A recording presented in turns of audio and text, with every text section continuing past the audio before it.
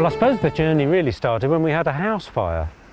3 o'clock one morning, we went running out of our house. It was a timber house.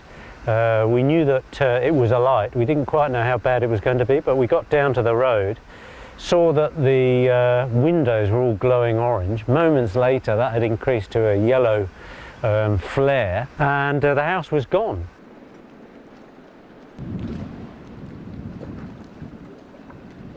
So there we were, the house was destroyed, and we were standing there in the old clothes that we could find as we fled from the house. Those were all we owned. Tatty old Wellingtons and barber jackets and things. That and an old car for which we no longer had a key. And I remember turning to Linda and saying, good will come of this.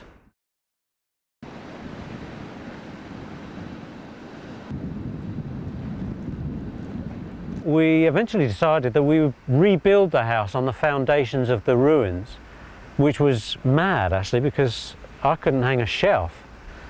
But the idea took hold, and we thought we'd give it a go, and over a 15-month period we rebuilt the house.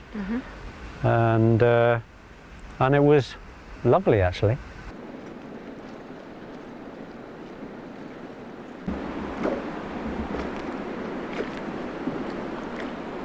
But Justin used to tell me stories about some of his sailing journeys, and we used to talk at nights about, you know, maybe going one day on a sailing journey, and then we got this crazy idea, well, maybe we could build a boat and go on a sailing journey. Yeah, building a boat was a mad idea, but we'd built the house and discovered that we could take on a big project, and we'd learnt some skills, you know, carpentry and that kind of thing. You were a bit better with your skills at that stage.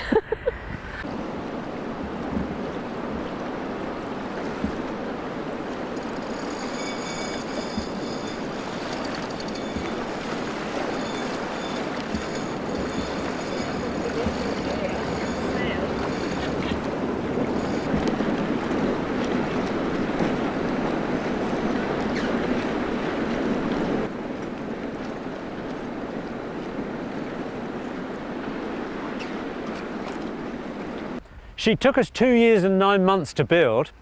Quite a journey of discovery, learning to build her, but we had a lot of help from sheep farmers, didn't we? Building her on Exmoor. Because they're experts at boat building. And everything else, really.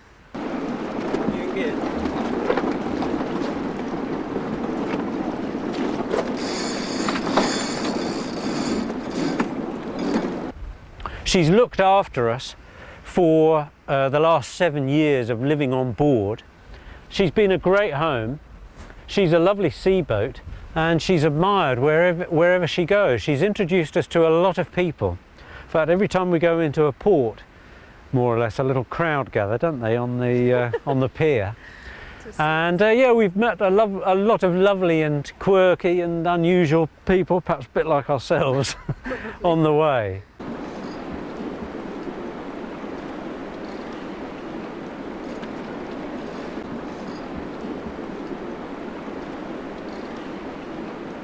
Well, the book's about a journey, really, isn't it? Well, two journeys, really.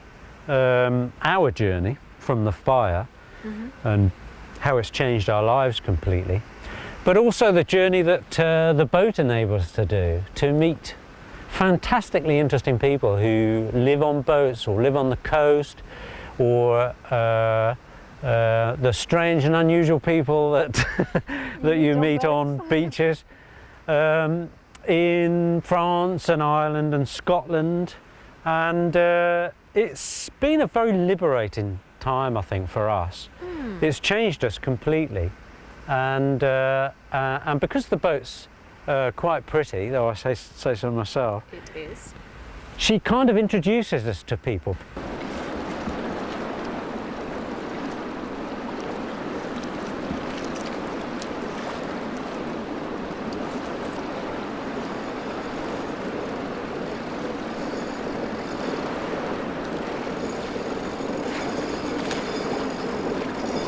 It describes a journey from losing everything to getting everything somehow.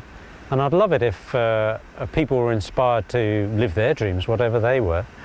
And I'd like people to be entertained too. There are tears in the book. There are some... Lots of tears of laughter, I think. Lots of very laughter. Funny parts in There the are book. some very funny parts and one or two quite sad parts. So I hope that people will be entertained from start to finish and inspired at the end of it.